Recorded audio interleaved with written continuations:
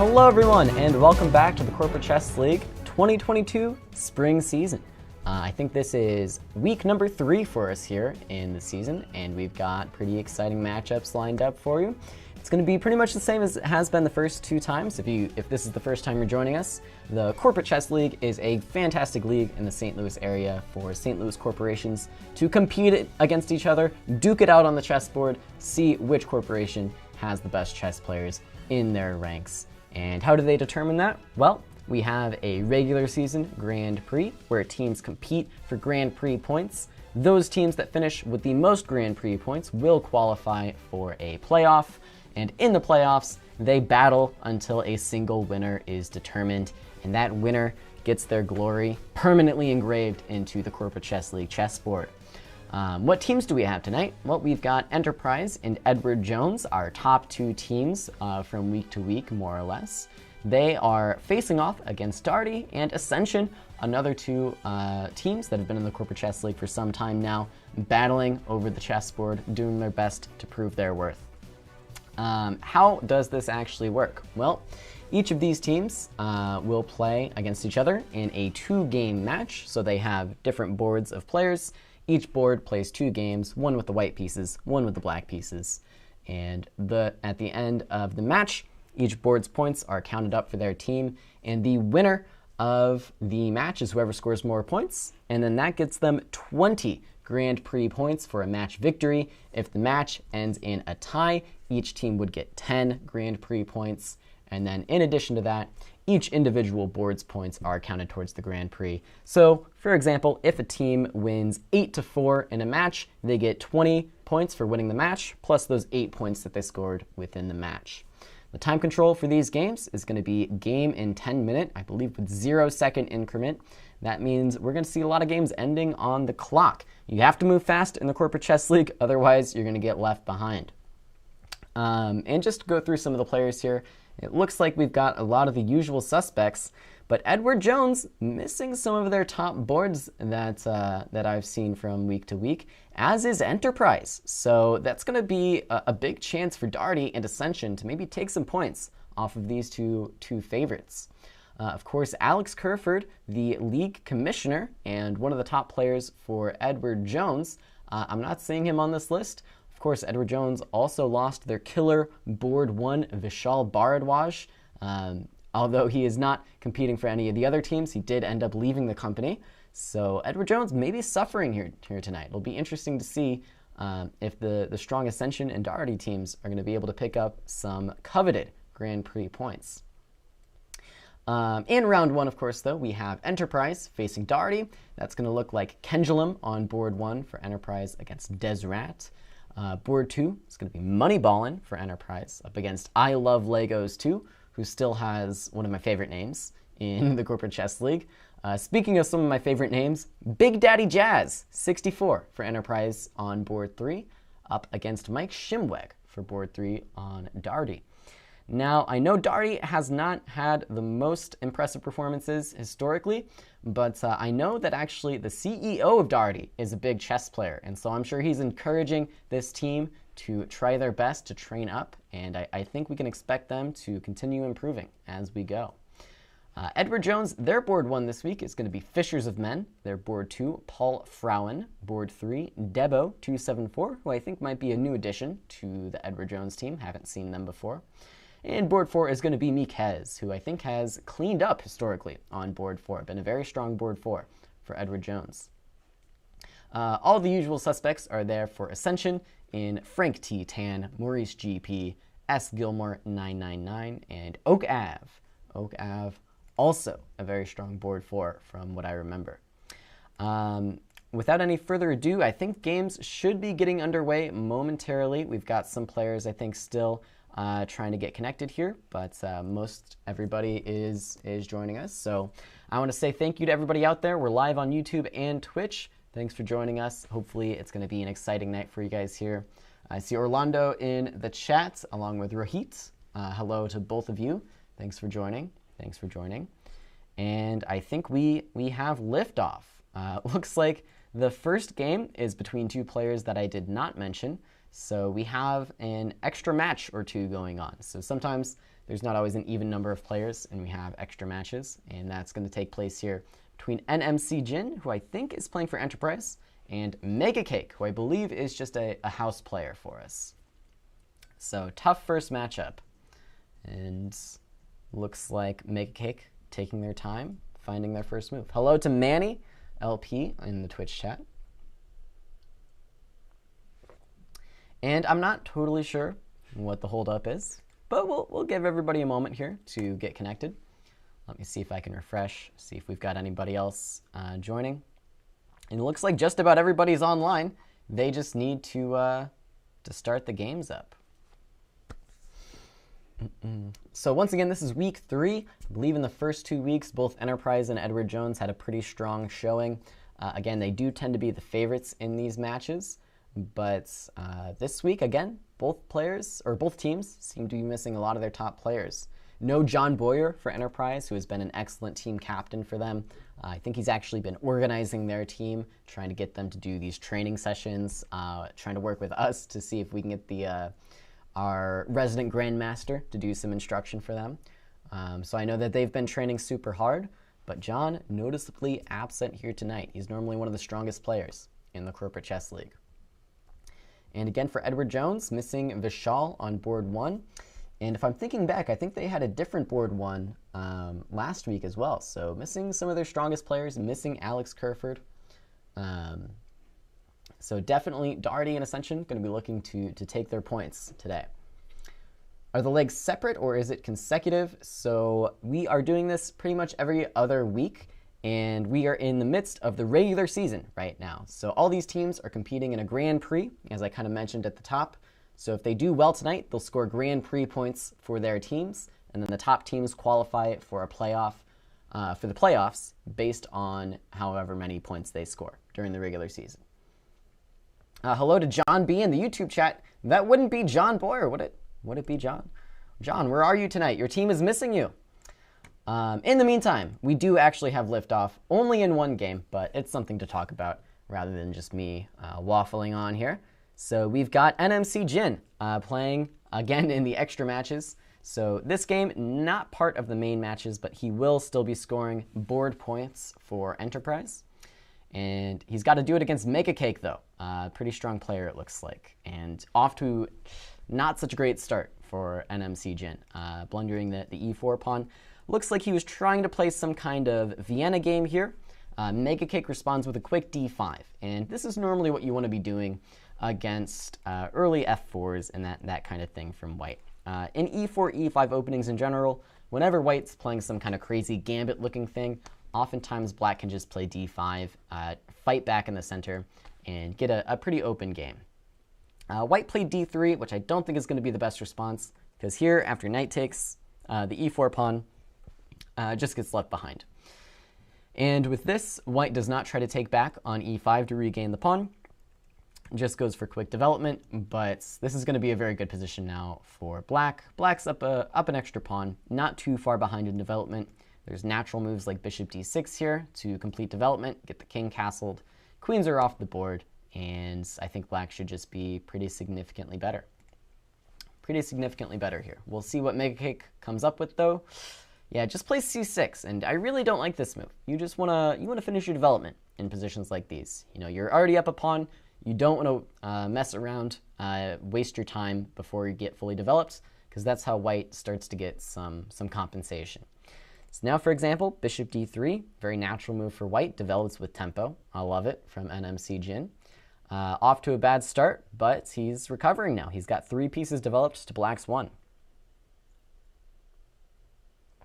Okay, Knight C5 is a good tempo move in reply.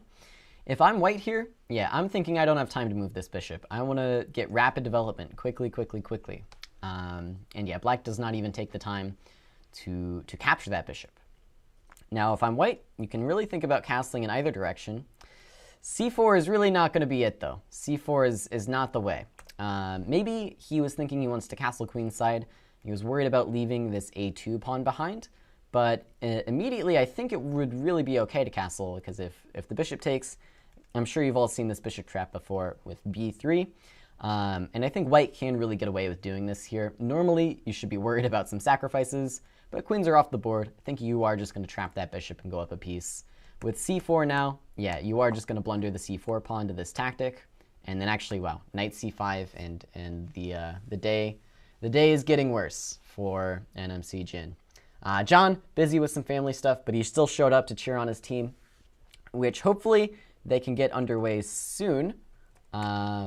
If I'm not mistaken, this is still the only game we've got going on. So hopefully there's not too many technical difficulties going on. Let me try doing something like this.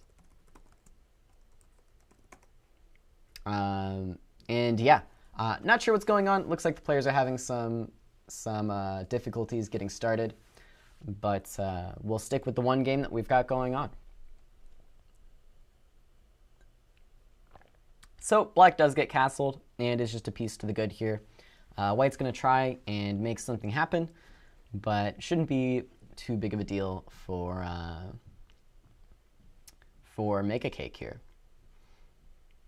So yeah, as Ben in the chat pointed out, each match consists of 2 games between each player. One with the white pieces, one with the black pieces.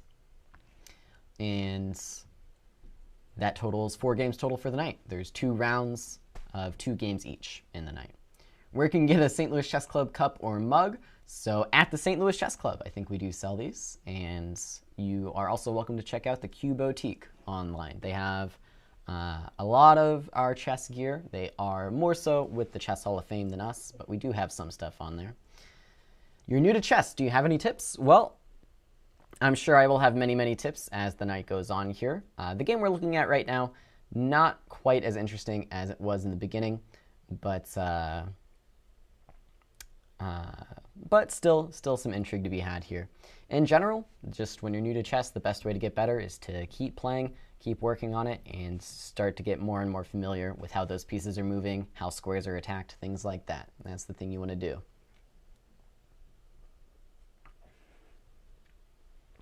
Do we ship to Europe? I have no idea, but I'm sure that we believe so. More info on that website. Okay, knight to a6. So this is an attempt by black to connect the rooks. If I'm white here, I'm thinking about how I can invade. I think maybe this move knight d7 is going to be required. You really need to get the rooks active. You need to get into the 7th rank here to have any chance. Now, I don't think it's going to make a difference in this game, but it would be at least a good attempt. Knight d3 instead is kind of just the wrong direction. Now with black, I think we're going to even put a rook onto the d file and trade off one of these guys. So if knight c5, we'll take on d2, take back, then we can take this bishop, or this knight rather, maintain our extra piece, and start to simplify things a little bit. When you're ahead in material like this, you really just want to get pieces off the board, get things to be a little bit more simple, so there's less room for you to blunder, make mistakes, and let your opponent back into the game. That being said, really anything is going to be fine here for black. I also wouldn't mind the move bishop b6 because it helps control the d8 square, which allows black again to contest this open file. That's really the last big problem for black to solve here. You want to get your rooks on this file, make sure that white can't invade anywhere and cause you problems. Black chose bishop e7, which does largely the same thing. You just want to defend this square so that your rooks can come into the game. How's it going, Spinal Tap? Good to see you. Welcome to the Corporate Chess League that we've got going on here. And again, the time is ticking on. I don't think I'm missing anything here. I think the games just have not gotten started. Not sure exactly what's going on, but hopefully they can get that figured out. Maybe Ben can see if he can find any of the games. But yeah, from what I can tell, no one is playing chess aside from NMC Jin. Yeah, I got nothing. Yeah, it looks like some sort of difficulty for these teams getting started, but hopefully we can get underway before too long here. In the meantime, MegaCake is doing exactly what I was recommending. Just getting on this file. He's up a piece, he's up a couple pawns. You just want to simplify, contest this file, make sure white can't get any tricks. So yeah, 95, I see no reason not to trade. Just want to get these rooks off the board, simplify the position a little bit, and make your life as easy as possible. There are many ways to win a chess game, but there's really not that many ways to do it without risk. Even when you're super winning like this, you want to find ways to just eliminate risk, make sure there's no way you're ever going to blunder. And you can do that by, trading pieces, doing simple things like making luft, even if you don't think back rank mate's going to be a problem. You just want to make it as easy as possible, or at least that's how I approach it when I'm super winning. The other participants might just be stunned by the work of art by MegaCake. Yeah, I tend to agree. This has been a pretty clean game by MegaCake so far. Yeah, knight f3, that's going to let black get the last rook off the board. And once these major pieces are off the board, look to see black, number 1, activate the king, maybe f6, king f7. And number 2, probably he wants to start getting these pawns rolling. That's how the conversion usually goes here. When you're up a piece, you can start to use that extra piece to advance your pawns. Since black is up 3 pawns to 1 over here on the queen side, that would be a good area to try and make progress here. Once you can push the pawns forward, you can try to make a queen. Once you make a queen, the rest is sort of easy. The queen is very, very strong, very powerful. Black chooses knight c5. I like this move as well. Makes 2 different threats. White probably isn't able to keep all the pieces on the board. Maybe you'll even see them just trade. Okay, king c2 instead. A little curious now if bishop f5 is going to be winning. Bishop b3 is also playable. Looks a little bit scary. White might be running out of squares for the pieces here.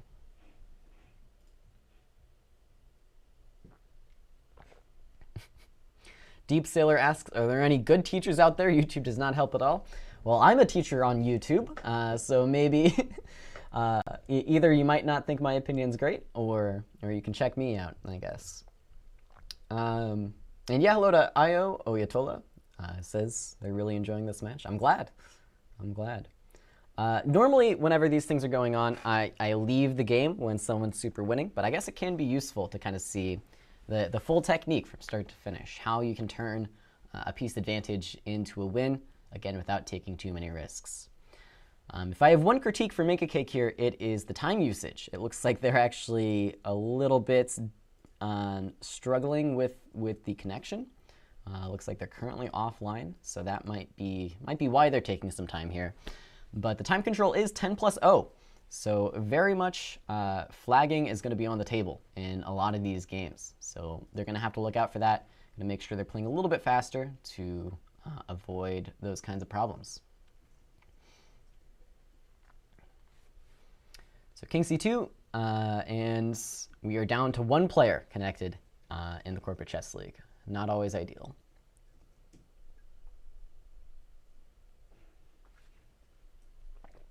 All right. I'm going to refresh one more time here. See if we got any other games going on. Still nothing. Still just nothing. No one's responding to me. What on earth is going on?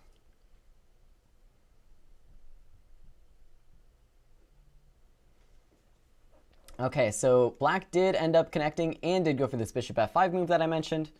What was the point of that? Well, we wanted to force this king off to a worse square. Of course, with knight c5, we were threatening to fork the king and the rook. So after king c2, black says, move your king again. And this time, if you go to c3, I'll have knight e4.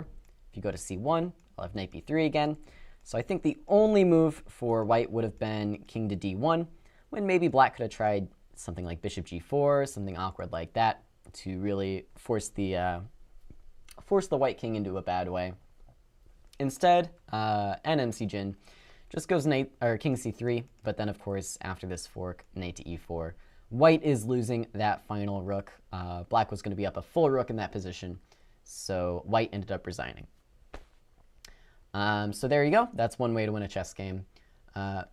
Who still says, shouldn't black just storm white from the queen side? Yeah, that's kind of what I recommended to win the game. When you're up a piece like that, you really want to focus on getting your pawns down the board so you can make an extra queen. And after that, the task gets a lot easier. But MegaCake just found a very concrete way to simplify a little bit more, get some more pieces off, which is also a great idea. So MegaCake gets the white pieces now. NMC Jin, again, the only player in the Corporate Chess League actually playing a game so far.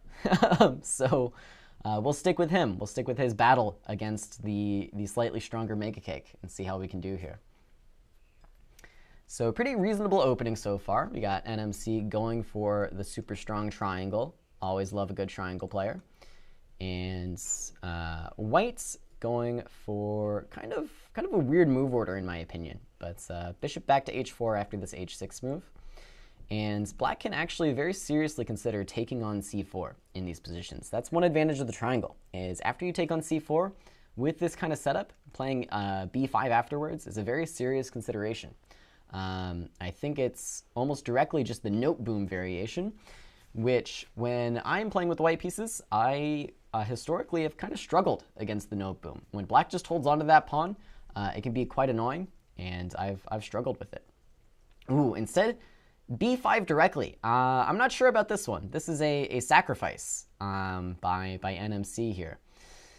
And yeah, so of course what I was referencing is in this position, if Black were to take on c4, White could play something like e3, attacking the pawn with the bishop, and then Black could play b5, holding onto that c4 pawn. After e3, b5 directly, White of course is just going to take on this side of the board, and I'm not so sure I love this sacrifice by Black. We're going to have to castle now to step out of this knight c7 threat, and White's going to be a pawn to the good. Black can also consider throwing in a check. Ooh, instead a6, but with this queen on c2, knight to c7 check very much is on the cards, and that's going to be a bad miss. It's going to be a bad miss by NMC.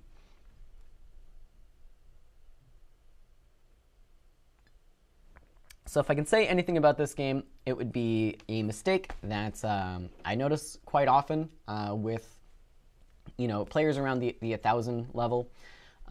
Players around 1,000 to like 1,300, I would say, they've learned these opening principles. They know they're supposed to develop their pieces and castle their king.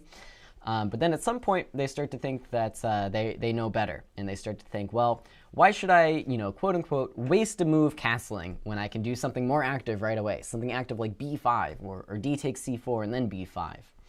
And the answer is, you could do these things right away, but it's better to get your king safe before you do them, because if you don't and you go for these complications right away, you're going to find that you run into things like knight to c7 check being a problem. You're going to run into these sort of problems that you're going to have to waste time later solving. So it's better to castle your king, get everything safe, get everything ready before you open up the position. That way you don't have to spend time after things are open and crazy to solve those problems. If this king were already castled here, then you could play a move like a6. Then you could force this knight to some awkward squares. But while your king's uncastled, no time to do this, because knight c7 is just going to be winning the game. So that's my advice for this game. You want to prepare everything before you go crazy and open up the position. And now we see rook to c1, and Black plays king to e7 to allow the rook to defend the bishop. But it's a little bit too little too late. Best case, Black is going to be able to pick up this knight somehow, although I'm not really convinced that we can even do that. I think, yeah, there are some very serious problems here that Black is going to have to solve. Like, you can play bishop b7, but knight to c7 I think is well on the way towards escaping. Bishop g3. If I'm white or if I'm Black here, I'm probably looking at this move queen to a5. I need some way to get some active counterplay. You want to get active here. Whenever you're down material, your only goal should be to make things complicated, give your opponent chances to mess up. Yeah, bishop g3 is the opposite of that. Whenever you trade pieces, things get simpler. Your opponent's task gets easier the fewer pieces on the board. It gets harder and harder for them to make that critical mistake that lets you back into the game. So I don't love bishop g3. Something like queen a5 check, you want to get active. You want to get aggressive when you're down in material.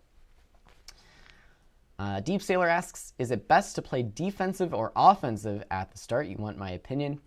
It's sort of a weird question. you know, I don't really think about chess defensively or offensively. You're always just looking to play the best move in any position. Sometimes the best move is defensive, sometimes the best move is offensive, but you're just looking for ways to improve your pieces, respond to threats, make your own threats, and whether or not you need to play a defensive move or an offensive move is really just going to depend on the position. Sometimes your opponent made a really strong threat and you have to defend against it. Sometimes your opponent didn't make a strong threat and you should do something active.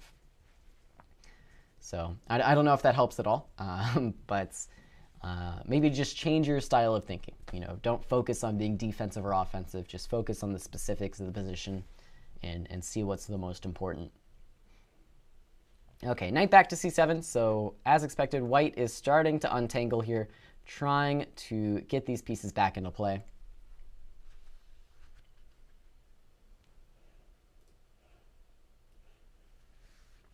Okay, supposedly all the games are underway. And they have been. I can't find any of the players in a game. Search for them manually and everything. Okay, so I am going to do some work there. See what I can find. Okay, yeah, supposedly yes. This is happening. I'm seeing the games now. So we're kind of missing the first round then. I don't know what exactly is going on. Hopefully we get the second round. I don't know. They're playing in live on chess.com. Yeah. So apparently the games are underway. They're all somewhere. They're all somewhere. Yeah, okay, looks like for Edward Jones, Fishers of Men actually did manage to win both of his games. So I'm going to go over here and look for their board 2, see if he's still playing.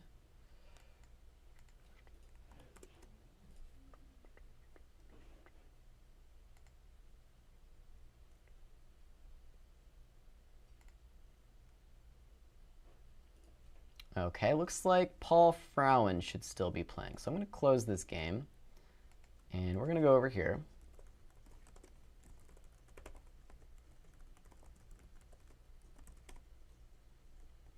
And okay, Paul is no longer playing. Okay, this is all very, very strange. Very, very strange.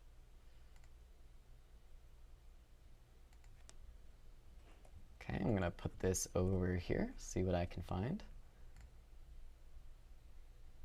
And nothing. Absolutely nothing.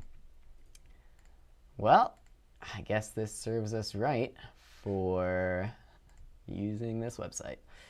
Okay. Let's see what I can do. I'm told that Paul Frauen is playing a chess game right now. Everybody agrees. Chess.com agrees. Paul Frauen playing a chess game. Where is he? Where is he at? Oh boy. Okay, anybody. Anybody. Kendulum. Moneyballin'. Where are any of these people? Big Daddy Jazz, come on. All right. I don't have the answers, everybody. I don't have the answers.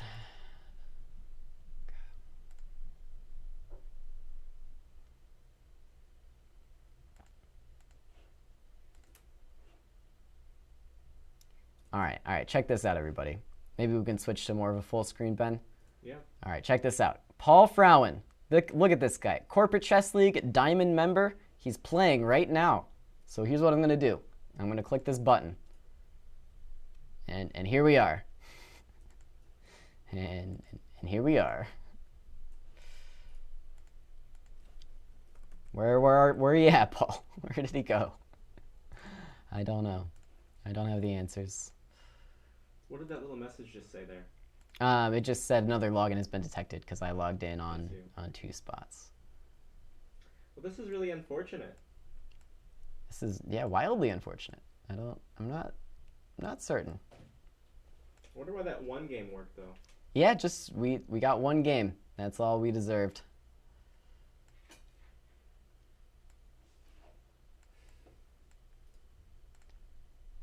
Okay. Well, let me know if you want to take a break.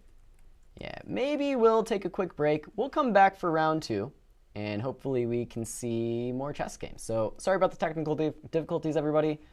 Stay tuned with us. We'll be right back, hopefully with all the chess.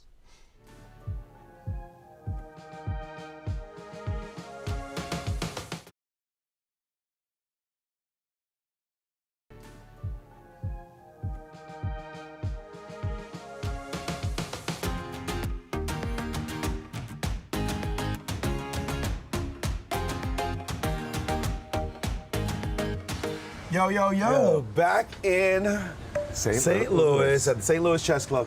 And Yasser, I want to talk about presenting chess. Yeah. Presenting chess over the years. I mean, It has evolved. it has changed so much. You know, nowadays we got everything.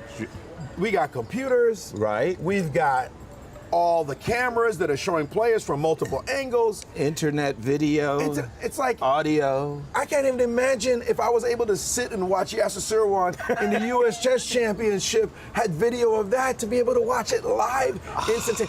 No, back in the day, they had the kids in the Russian. I remember, you know, they showed this in the Queen's Gambit. They're actually hooking chess pieces and putting them on these giant boards That's for right. people to follow. Right. But the real original, I think, great presentation for chess was Shelby Lyman calling Fischer Spassky PBS. on PBS. Tell us Absolutely. about it. Well, first of all, it was like From Russia with Love, the James Bond movie, where the evil character is playing chess, and you're right. It's the moving of the pieces on the stick, and there's no commentary.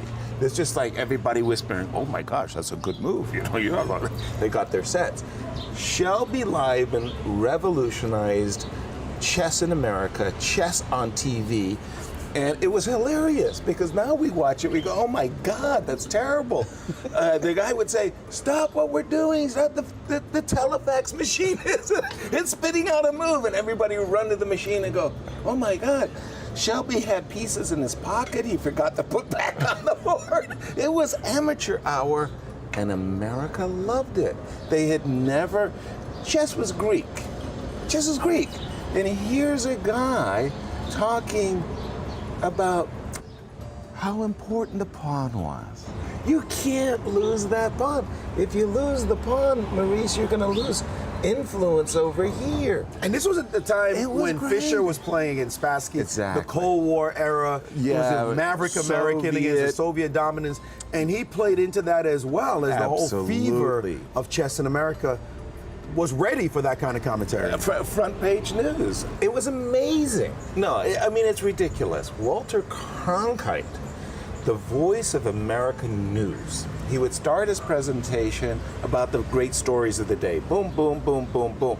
But before we get into those stories, Bobby Fischer is leading his match against Boris Gavsky 6-3, and we're going to go into Reykjavik and get an update. Amazing. It was like, what? And- This is fantastic. And as a result of that, of course, a slew of grandmasters came along, yourself and Benjamin. I was the Bobby and Fischer the like. generation. But we jump ahead and we go to my first time doing commentary. I'm in the Kremlin in Moscow. The first sporting event ever held in the Kremlin. Who does a Beautiful. sporting event in this political institution? Right. But the Intel World Chess Grand Prix gets a sponsorship. remember that. Kasparov is able to get that pull as the world champion. And we're in the Kremlin. I'm there for Eurosport with Danny. This is before Danny King and I actually tape. And we're sitting there, and Bob Rice, who's the president of the Professional Chess Association, he says to me, Maurice, the Russians are doing commentary. We Americans, we can't understand anything. Would you mind going up in a booth and just talking and explaining the games, just so that we can follow Kasparov and Kramnik on stage? For the foreign visitors. So I go up. They hook me up in this old school booth. I'm like, what's going on? I'm by myself. I got on the headset. I got the microphone. I'm looking down on the stage, and Gary's playing Kramnik, and I decide I'm not doing commentary like old school Today, commentary. the pawn, the forward. queen No, is coming I'm in. going to do it like John Madden and Mark Albert like it's pro sports. Right. So I'm shouting at the top of my lungs. I'm by myself in the room, so Right. whatever. And I'm going, oh my God, He what a missed move. Did it. you see what he missed? This is unbelievable. Right. I hear that Clara Kasparova later. The mother of Gary. The mother of Gary Kasparov. She can't speak any English, but the sound coming from my voice through everybody else's A headset. earpiece that they're Yeah. listening in on was so dynamic and interesting that she changed from Russian to English just to listen to me modulating up and down so she could be excited. Understand the game. Just the drama of it. Fantastic. And that's how I started. That's fantastic. That's a fantastic story. Nothing similar, but there's something I love. There was a match between Deep Fritz and Vladimir Kramnik in Bonn, Germany. And, Germany. So they had German commentators, a whole group of them. And the Germans thought, well, okay, we're going to have one English commentary. One English. We have like Artur Yusufov, Klaus Bischoff, Helmut Pfleger, all of these Germans all lined up. And there was me, like you, in the one booth. So I did my commentary, and unfortunately for Vladimir, he lost to the computer. That was the checkmate in one Yes, move. an 8-7, terrible. Pain.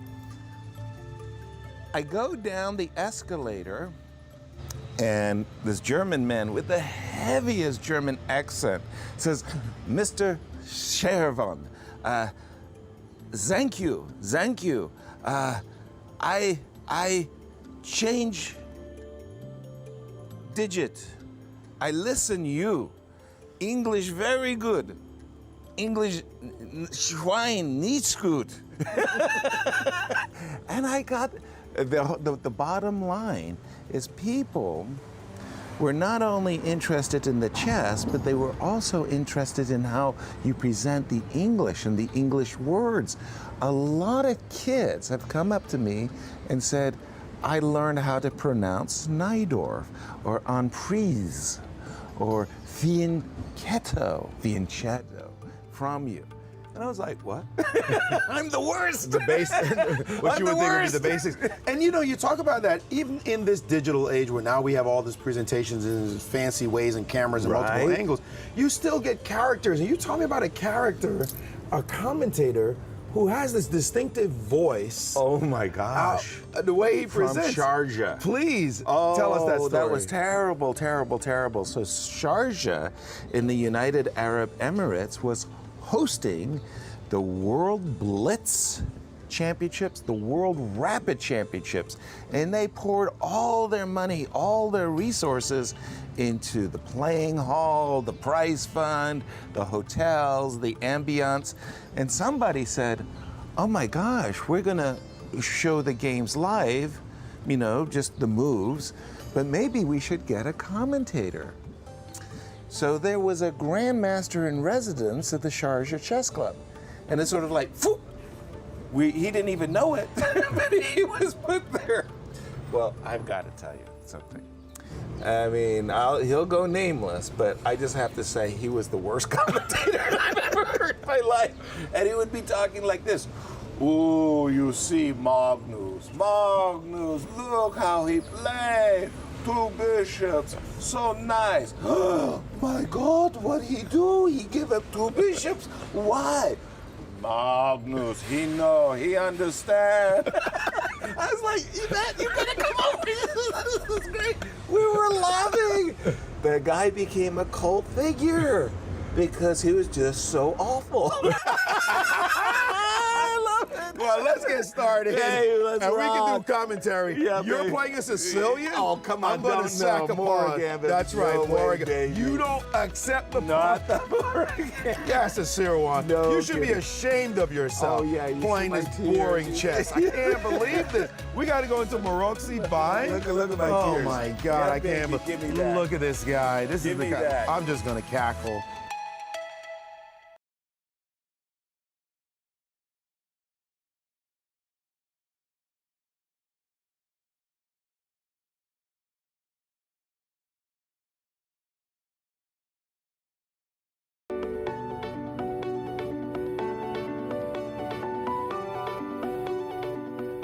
My name is Alex Kerford. I'm a financial advisor at Edward Jones and team captain of our Edward Jones chess team.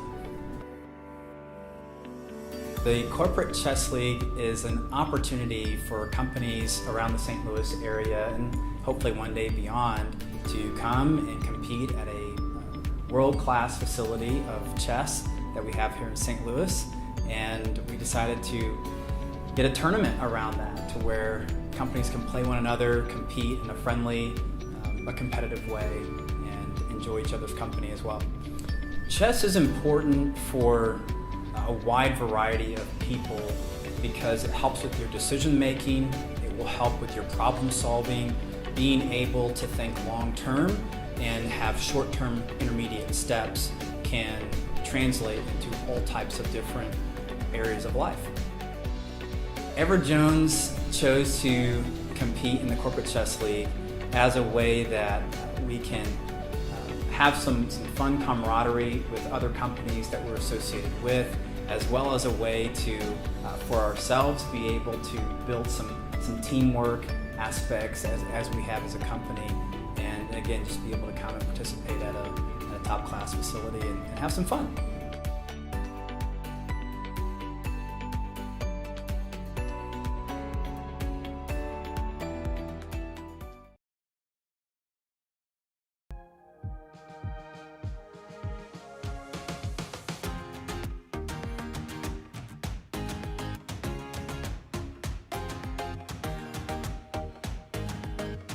Yo, man, what's up? What's up? Listen, we're here in front of the St. Louis Chess Club, and it's the world famous club. As you know, we live here all the time, but there are great clubs all around the world. Absolutely. And I gotta say, there's great clubs in New York City. Yeah. For sure. I If you're gonna played talk in a about lot of clubs, them. you got to talk New York City. The Marshall Chess Club. I was Fantastic. champion of the Marshall Chess Club. Let me just humble No brag. way. Absolutely. You know, that club was pretty strong, and somehow I managed to win a championship there. But the importance of clubs for chess, especially now in the digital age. Yeah, in the past, you couldn't overstate the importance of the club. The club was the place, it's the hub, man. That's where everybody went. That's where we talked to each other. Do you know about the Russian championships? You got the bulletins. We traded books, we traded stories. We analyzed, we played. So the clubs, especially in the 70s, 80s, 90s, man, that was the gathering place. And on the West Coast, we had a marvelous club, the Mechanics Chess Club, San Francisco. I've been there, did lectures, played there, and that club from the 1850s, right? Still a vibrant place today. That's like a marvelous place. In New York, what was your favorite hangout? Well, you know, like you said, without the clubs, how do you find players? Exactly. I remember going to the Manhattan Chess Club. The Manhattan Chess Club no longer exists now, wonderful but club. it was an institution. In fact, the Manhattan moved into the Carnegie Hall building. Exactly. Like, you know, you Up on the 10th floor. When you arrive as a musician, you go to Carnegie Hall. Of course. When you arrive as a chess player, you go to the Manhattan Chess Club. Exactly. And I remember going into the Manhattan Chess Club, and you've got all these famous grandmasters in there, and we'd have Friday night blitz. Right. And I would played walk in those too. I would walk in, right? And I remember once I walked into the Friday night blitz, and you know, there was Steve Emmett, the tournament director, and I said to him, Jeffrey Kastner. no, in particular, I remember Steve Emmett. When I walked in, and I said to Steve, "Who's playing in the blitz tonight?" And he says to me, "You can't ask who's playing in the blitz and then not play." He thought I was trying to, to hustle. get a fast one, hustle. Right. I said to him, "I only want to play if there's strong players playing." And he shouted, well, we've got Benjamin, we've got Fed, we got DeLuge. I said, sign me up. Yeah, I'm in. 'Cause that's the kind of strength level you had Precisely. at that club, and you always wanted to play. So it allowed me to get stronger as a player. If there were no clubs, there was no internet and stuff to be able to just jump on and get a strong player anytime you want. You needed a club in order to make that happen. No question about it. And for me, in Seattle, when I was growing up, we had the American Chess Service, the ACS, and we had a guy organizer. There's always one organizer who is, there all the time. Robert Anthony Karch, we called him Rack. And Rack organized tournaments, I am not kidding, nearly every weekend. Congresses, I remember playing in these, at any kind of holiday. There was a Thanksgiving Day tournament, there was a Columbus Day tournament, there was a President's Day Open, all of these tournaments. And that's where I got strong. That's where I cut my teeth and, sharpened my game, and where I actually met all my friends. Now today, you want to talk about a digital age. My gosh, it's all online, which has been good in many ways. But I miss this, the camaraderie at the club. Move. I'm thinking about old school clubs like the Flea House. Oh, brilliant. My good homeboy Willie Johnson, we call him Pop. He tell me about the days in the Flea House where he'd come out, he'd see Jajashvili hanging out, and those players. You know about the Flea House? Oh gosh, yes. Okay. I go there in 1977. I'm 17 years old. I'm strong as an ox, surfer, swimmer's build, long hair, afro actually here. Come in, and a guy says to me, "You look like you're looking for something. What are you looking for?" I said, "A chess game. Social or for money?" "I play for a little money. Come with me." Brings me to the table. Guys holding court. Got a new customer. The guy says, "Where are you from?" I go, "Seattle." He goes, "Seattle? That's close to Alaska. Alaska gets night odds." Now, understand me. At that exact moment in my life, there was one, possibly two people in the entire United States who could play even with me. They were Walter Brown and Bernard Zuckerman, and that was it. Everybody else, if I don't recognize Bernard Zuckerman or Walter Brown, you're toast.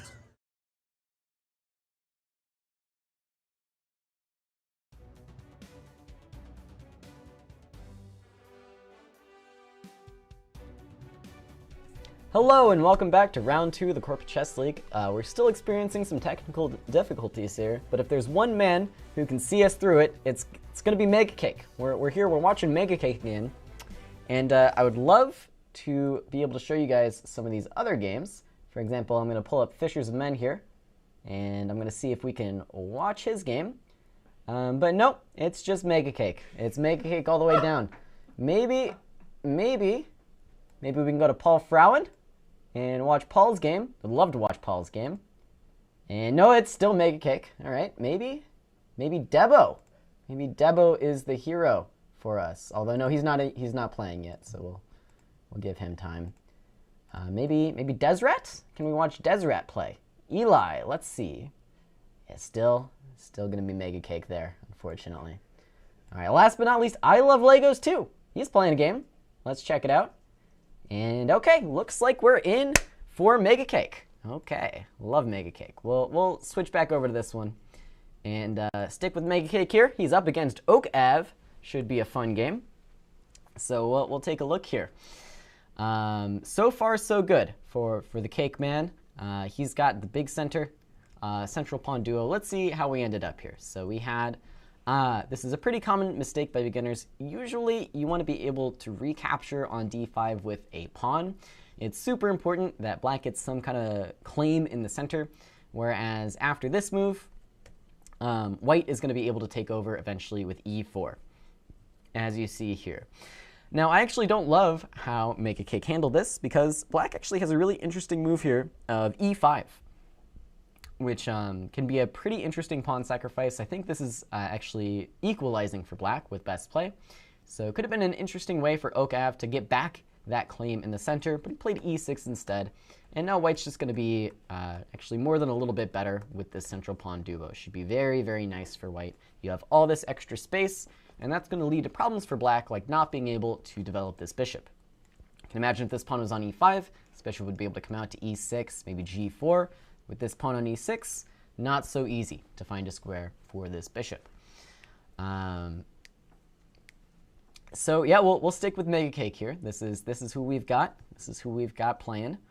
And I'll keep you apprised of the results otherwise. I can actually tell you how we finished up in round 1 there. I think we went to the break before we knew. But Enterprise did end up being Doherty, although it was a competitive match. So Enterprise walked away with the 20 Grand Prix points for that match. And then in a reasonably big upset, we saw Ascension actually tying the match with Edward Jones. So they both will get 10 Grand Prix points. And this has been happening a little bit more often than normal for Edward Jones. They've been giving up these match draws more often than you might expect. So look out this season. Ascension, very competitive team, might be looking to take home their first gold. Okay, in the meantime, we saw White breaking in the center here with D5, and I think we're about to see disaster for Oak Ave. He seems to be falling for a bit of a trap here. Don't think you can take this guy back. Bishop takes H7, and we're gonna see it played. We're gonna see it played. This is an important one to know.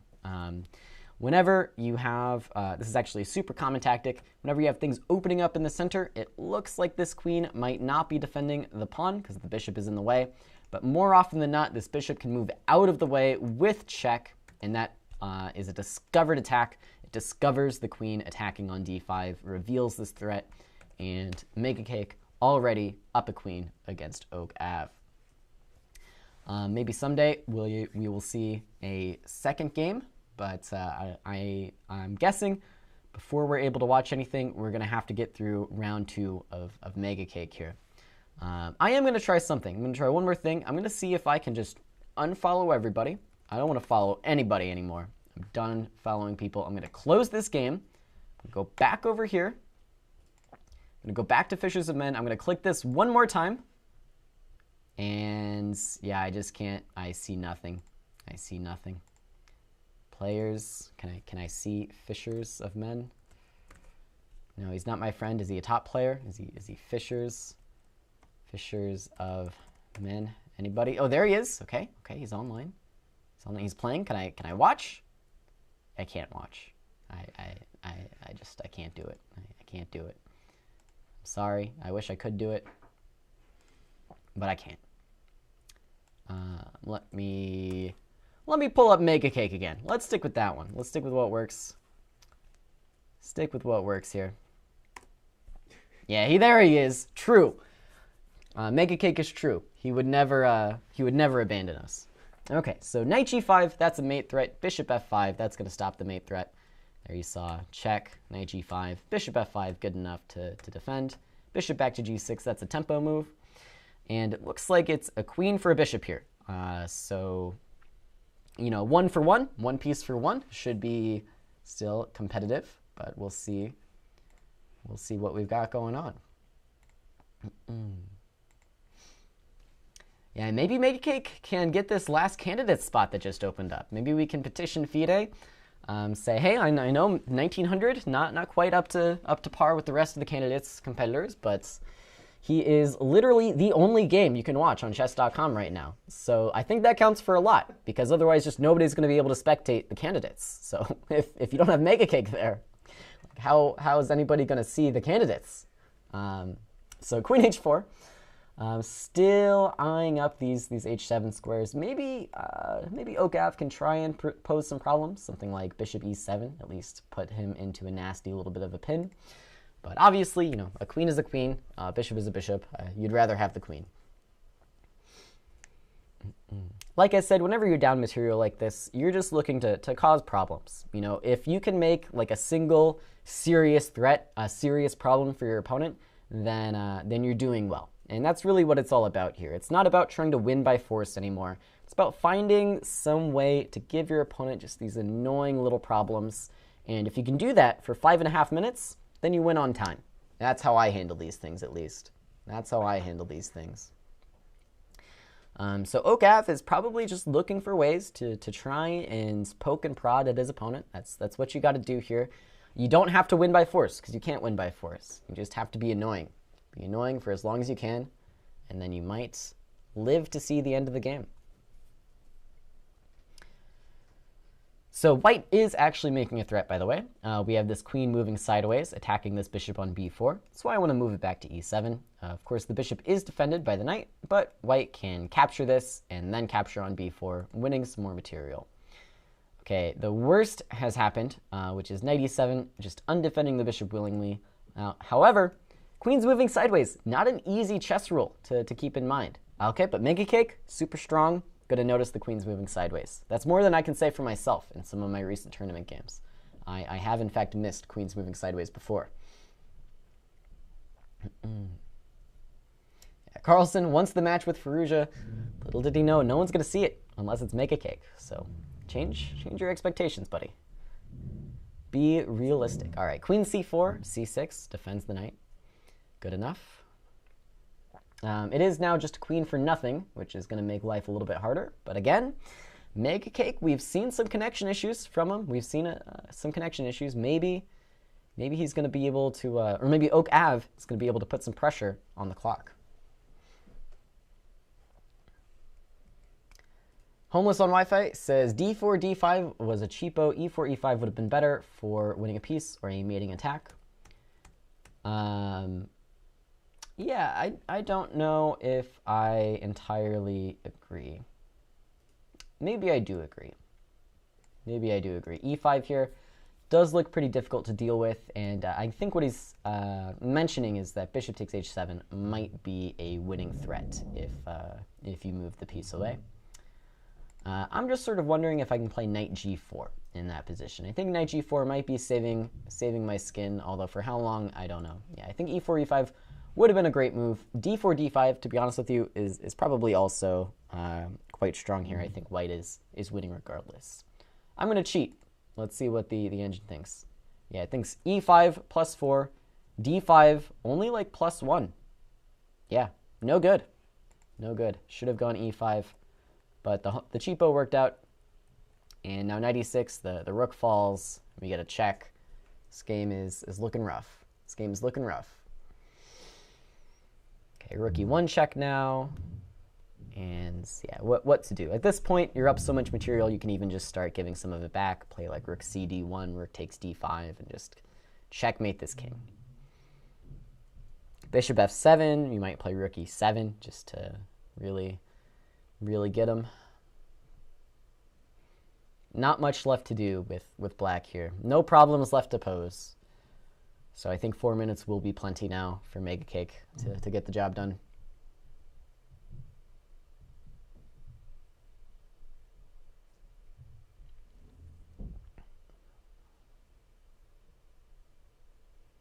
And yeah, if Magnus declines the MegaCake match, then I guess we'll have a new world champion, as Manny points out. Okay, rook takes d5 here. Seems simple enough. You just rip open the remaining shelter around the king, and checkmate will be coming. Okay, queen h4. Yeah, this is something that you might be useful to take away from. Whenever you're up this much material, you can keep everything, but don't be afraid to give some of it back. Like rook takes d5 makes your life so much easier. It's like checkmate in a few, and you're really not risking anything by giving up the rook for the knight here. Like you're just not risking anything. You're up enough. So that might make your life a little bit simpler if you're more willing to give some of the material back. In this case, though, of course, everything is going to be winning because white is up a billion pieces. So now I want to play rook e7, give up an exchange this way because it's checkmate in a few. Okay, and MegaCake does see this one. That is going to be good enough. So if the king goes to the back row, we'll go queen h8. The bishop defends the rook. And if the knight takes, we'll play queen takes, and then rook d8 mate. So queen h8 here. It's going to be checkmate in 2. Hake mate, as they say.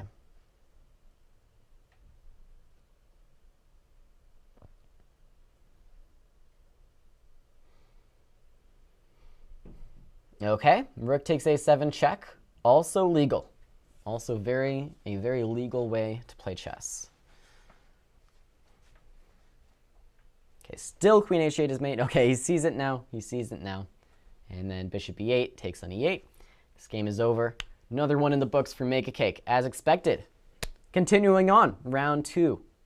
Once again, MegaCake always there for us, even when no one else is. Move to a3. Look at this guy. Look at Oak Ave. Look at Oak Ave, playing like Richard Rapport. Kind of, not really. In one of Richard Rapport's recent games, let me see if I can draw some arrows here.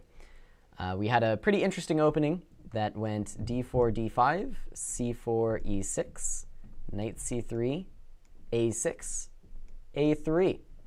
Some sort of super GM battle of who can waste the most time in the opening. Interesting stuff. I don't fully understand why they do it. I also don't fully understand why a3 was played here. Looks like Okav is going for a quick b4, b5. And I don't know why, but I respect it. He's going for it. Can someone help me? How do I unfollow this channel? I'll tell you how to unfollow our channel if you tell me how to follow a chess.com player, because it's just, it can't be done. Can't be done. Okay, white to move here. Again, we just need to get our pieces developed. I would have liked to see white develop the pieces before playing b4, b5, because once again, you want to get your pieces in the game, you want to get your king castled before you try to open things up. It might seem like it's more useful to open things up, do these pawn pushes, rather than quote-unquote waste time developing your pieces. But it turns out that your position is just going to be so much better, you're going to be so much more prepared for the opening up of things if you castle first. And we're seeing sort of the ramifications of that here. Queen to a5, and it's going to get a little bit awkward for white. You have to play queen to d2 to defend this knight. And I think the awkward move bishop b4 is going to be just directly winning the game here for black, taking advantage of the newly found pin along the a file, adding a second attacker to this knight, and white's not going to be able to defend. Whereas if this pawn were still on b2, this move would not cause any problems at all for white. So that'll show you. That will show you how to punish your opponents for opening things up too quickly. So again, I know everybody knows this, but castle your king, develop your pieces, control the center, and then try to play for these middle game ideas, these minority attack ideas. But you have to take care of business first. King d2 best move. King d2 I think is going to lose to knight e4 check. I think probably queen to d2 is actually the best move, and then after bishop b4 you just have to take it, lose your rook over here, and just be an exchange down. But it's very sad. It's a very sad story.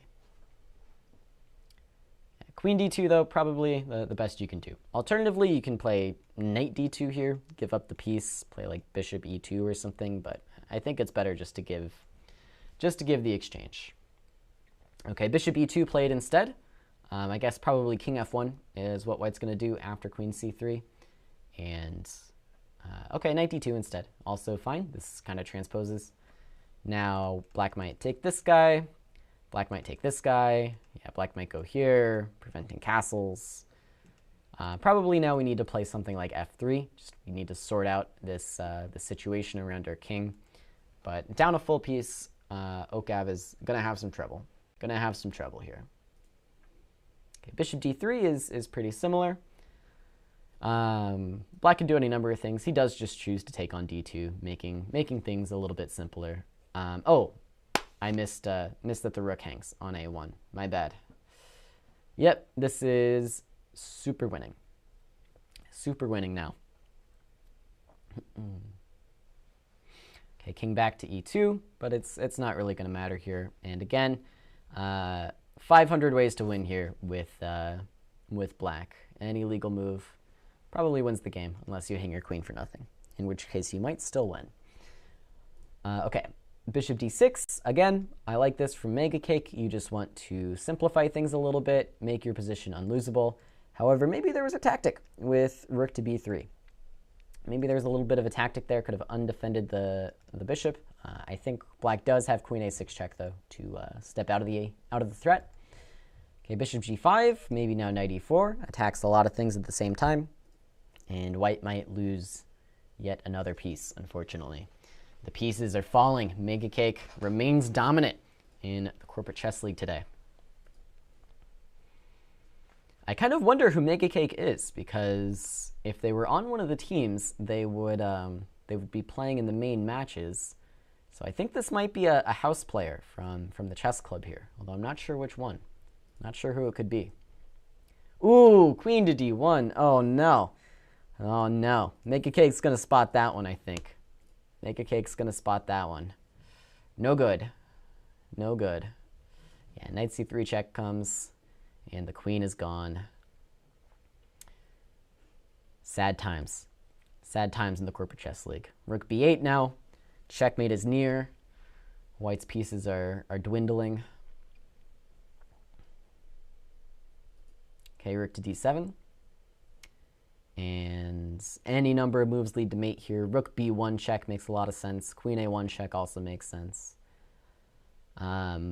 Let's see. Let's calculate to mate. Yeah, rook b1, king e2. Now this king is going to try to run out to f3. So maybe you even just play like e5, e4 to stop it. Okay, queen c1 threatens mate in 1, so you have to play. Oh, there is nothing to play. If king f3, then queen d1 is mate. And yeah, queen d1 checkmate is played. Thus ends the matches of MegaCake for the evening. I am going to make an attempt here to see if we can watch any of these games. Nope, still getting MegaCake there. Let's see if I can refresh this. Okay, Desrat's offline now. Looks like his games are done for the day. All right, we're going to try one more time to pull some games up here. So I'm going to go to a quick break and see if we can get these games pulled up.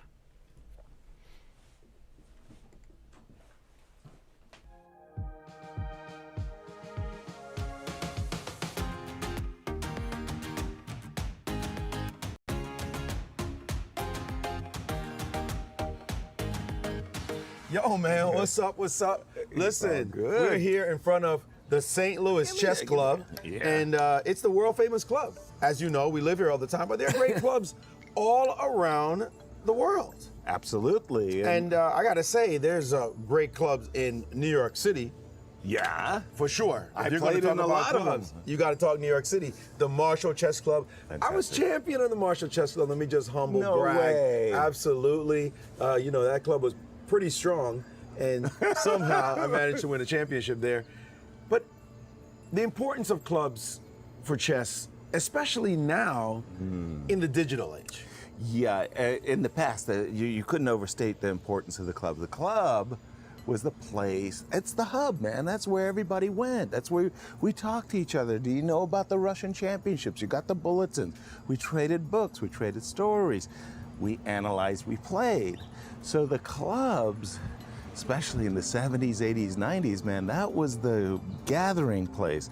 And on the West Coast, we had a marvelous club, the Mechanics Chess Club, San Francisco. I've been there, did lectures, played there, and that club from the 1850s, right? Still a vibrant place today.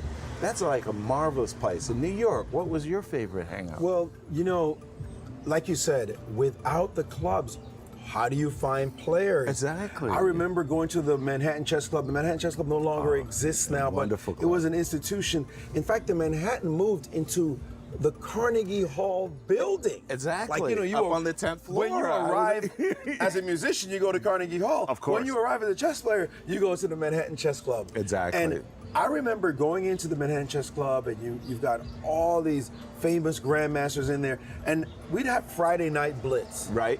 And I would played walk in those too. I would walk in, right? And I remember once I walked into the Friday night blitz, and you know there was Steve Emmett, the tournament director, and I said to Jeffrey him, Kastner. no, in particular, I remember Steve Emmett. When I walked in, and I said to Steve, "Who's playing in the blitz tonight?" And he says to me, "You can't ask who's playing in the blitz and then not play." He thought I was trying to, to hustle. get a fast one, hustle. Right. I said to him, "I only want to play if there's strong players playing." And he shot. He said, "Well, we've got Benjamin, we've got Fed, we got DeLuge." I said, "Sign me up." Yeah, I'm in. 'Cause that's the kind of strength level you had Precisely. at that club, and you always wanted to play. So it allowed me to get stronger as a player. If there were no clubs, there was no internet and stuff to be able to just jump on and get a strong player anytime you want. You needed a club in order to make that happen. No question about it. And for me, in Seattle, when I was growing up, we had the American Chess Service, the ACS, and we had a guy organizer. There's always one organizer who is, there all the time. Robert Anthony Karch, we called him Rack. And Rack organized tournaments, I am not kidding, nearly every week.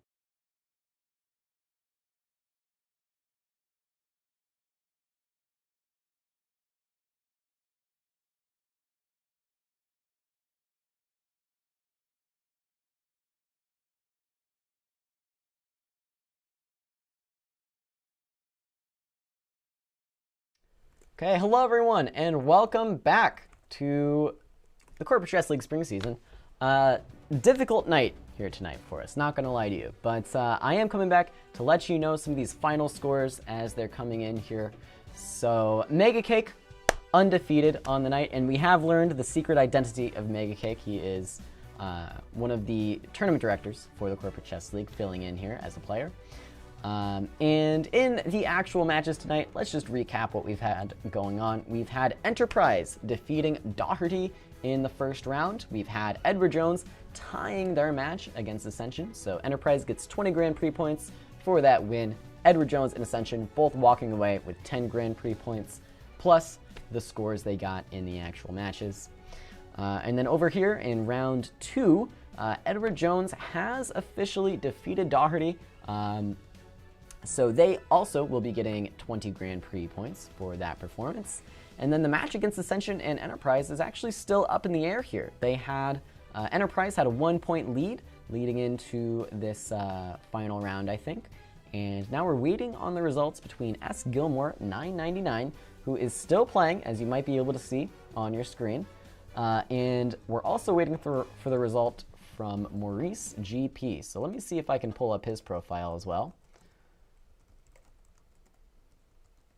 Maurice GP, whose second game is actually over. Maurice won his second game, so that actually, I believe, levels the match score between Ascension and Enterprise. So it all comes down to this final game between S. Gilmore 999 against Big Daddy Jazz for Enterprise. Whoever wins this game will secure match victory for their team. Absolutely wild stuff. Now, you know what I would love is if I could click on this button and we could see that game. But that's not an option for us here today. Unfortunately, that's not going to happen. So what we're going to do instead, we're going to hang out a little bit, and I'm going to click refresh every few minutes here, and we're going to see if we can get a result, because you guys deserve to know who wins this match between Ascension and Enterprise. In the meantime, maybe we can take a look at this game that is already finished here. We'll take a look at this game between Gilmore and Big Daddy Jazz, see if we can define who we think is going to have the upper hand in the rematch here. Looks like Gilmore had white, started off with a Queen's Gambit, an early Bishop F4. So far, so good. Again, an early A3, not sure what all that's about. Maybe he was worried about Knight to B4, fair enough. Okay, we saw, Knight H5, and this is going to lead to some complications here. Bishop H7 check, so it looked like Gilmore was winning a piece here, right? Looks like this should be an extra piece for Gilmore with that intermezzo. But then Bishop F6 happened. Knight takes D4, and this is where things got a little bit more complex. Then bam, take on E5, take on E5. And Big Daddy Jazz not going for the tempting Knight B3, seeing that that white could trade the queens and not lose any material. So instead we get C6, rook over to D1 now, causes some problems, so pawn to C5, takes rook B8, okay. All right, he gets unpinned, and he punishes white for not getting castled with the Queen E5 check. And then, Queen to E3, big miss by Gilmore there. That's a queen loser. Then bam, rook B2, the knight falls as well, and just resigns. Gilmore just gives it up. The bishop falls next. Then this is just going to be checkmate. Oh my goodness. What a dominating performance by Big Daddy Jazz. However, I will point out that Stephen Gilmore, is the big favorite for this final match here in rating. So we'll see if Gilmore can get it done. If Gilmore does win this game, I believe that secures match victory for Ascension. If there is a draw, Ascension will walk away with 2 tied matches here tonight. Kind of a wild result. And if Big Daddy Jazz can win, then that secures match victory for Enterprise. I think this could be a big upset. So with that analyzed, let's refresh this one more time. Okay, the game's still underway. God only knows what's happening though. I can only guess. Maybe if I click follow, something good will happen. I'm following him. Okay, good to know. Good to know. I'm going to unfollow him now. And I'm going to click the spectate button. And there's Desrat. Now I'm following Desrat. Somebody new. Wow, okay. That was unexpected. However, that's not the person I wanted to follow. Very, very strange how all these accounts seem to now suddenly be connected through mysterious circumstances. All right. I've unfollowed everybody. Let's try this one more time. S. Gilmore. Still Desrat. Still Desrat. I don't understand. Okay. No longer following anyone. I'm going to click the X on that game. Get this game out of my face. I don't want that game anymore. I want to go back to S. Gilmore. I want to watch him. Nobody. Just nobody. Okay, well, we are at the mercy of Stephen Gilmore here. We will wait. We will stick with it. We will find out the result of this game, and I will click on it once this result shows up, and we will analyze it. So let's see if we can check in here, see what kind of scores we've got. So yeah, Edward Jones had a pretty good night. They are going to end up with, let's see, they got 14 points from round 1, and they got 25 points from round 2. That's 39 points on the night for Edward Jones. They're the big winners so far, I think. Enterprise gets 25 points from round 1, and at least 2.5 points from round 2, depending on this final result here. It's either going to be 2.5, 12.5, or 22.5, depending on this one single game. They've got everything to play for here in this final match. Ascension, meanwhile, has already picked up 14 points as well, waiting for their second round result. And Darty, having a bit of a rough night, lost both their matches, picked up a point in each round, though. So they're not walking away with nothing. And then Bayer is not playing this round, so they scored the least. Okay, how long can this game possibly take? How can they still be playing? How can they still be playing? There must be some way for me to find this game. It's the last game underway. I just want to see it. I just want to see it, chess.com. How difficult can it be? What if I type it over here, S. Gilmore?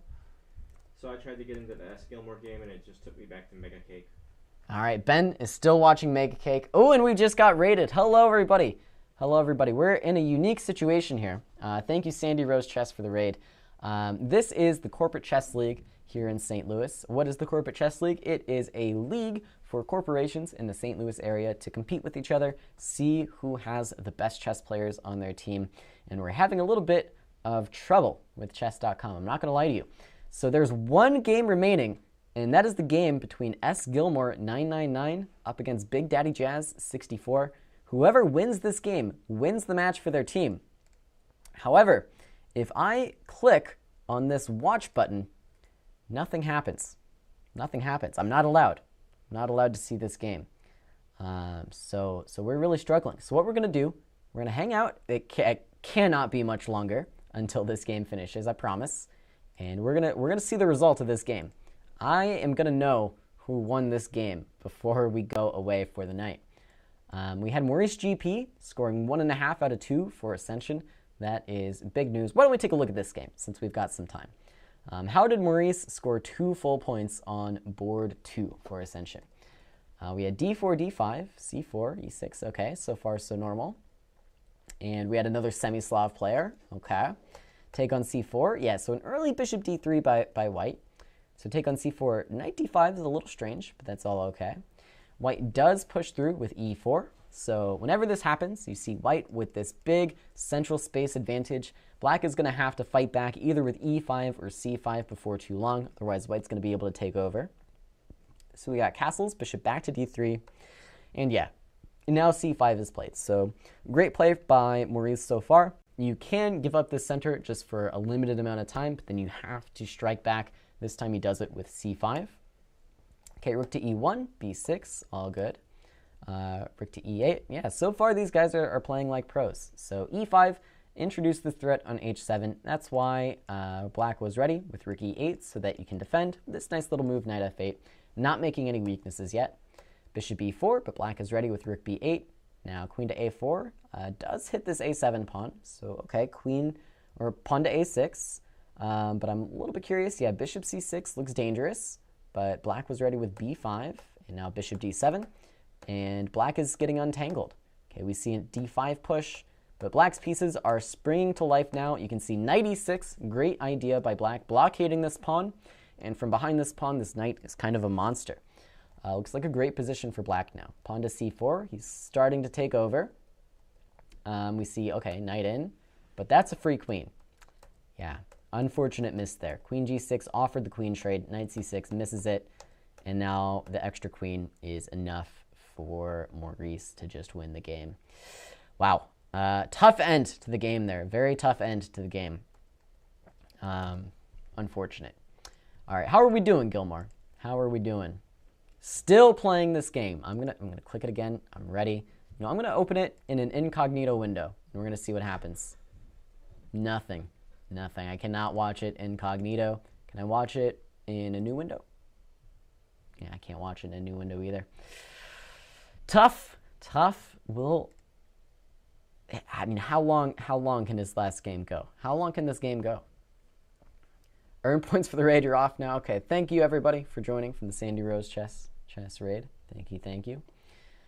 No games in progress. Wait a second. What does that mean? You would expect, if they're playing, there would be a game in progress. That's what I would expect, at least. That's what I would expect. Okay, in the meantime, let's just keep analyzing. Let's go on to board 1 of Ascension here. We've got Frank T. Tan, who managed to split his games against Kendulum, who's playing for Enterprise. Let's check out the win. Let's check out his win. Okay, looks like more blunders in this game, but we'll take a look at it.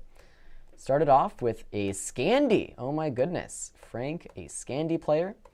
So far, seems pretty normal. Black activates the queen a little bit early on in this opening, and it looks like some pressure against b2. White wasn't worried about it, though. Black gets a little bit more developed and then does actually capture here. Yeah, so this bishop e3 move, maybe not ideal. Black now, by taking, is attacking this knight on c3, so there's not as much risk of like rook b1 being a problem. So knight to b5 was played for that reason. Now knight to a6, rook b1, but queen a2 is there. Okay, rook back to a1. Now queen comes out to d5. Ooh, and rook takes a6. Look at this sacrifice, ready with knight to c7 jumping in. So what happened here? Okay, just queen back to d8. And then a6. And all right, looks like then things did go well for white in the opening, but black got developed, had a couple pawns for the piece. And then after takes, we saw takes, bishop takes on f1. Okay, so white lost some material back there. Pawn to g7, rook e8. Okay, some wild stuff. Queen to d6, rook to d8. Ooh, and then the pin, then the check, and then white undefends the rook on a1. And bam, Frank wins this one. Frank wins this one. Okay, all right, well, how you doing, Steven? How you doing? Oh, the game's over. He lost. He lost the game. We got to see how it happened. So with that, Big Daddy Jazz wins the match for Doherty by a half point, just winning by a hair in the end. Actually a full point, but kind of a half point based on the match situation. How did it happen? How did Gilmore end up losing it here? He was the rating favorite. He just needed to score a half point to tie the match. The game started off reasonably normal, it looks like, and then, wow, Gilmore advancing on the queen side. Looks pretty interesting. Goes a5, ooh, but loses the exchange early on. Okay, b3 looks kind of weird. This is a pretty bad bishop there on a2. Okay, the knight comes into b6 now, and then over to d5. Gets rid of the bishop. The e5 pawn falls. Looks like domination from Big Daddy Jazz so far, I'm going to be honest. Ooh, but then what's this? Knight c3?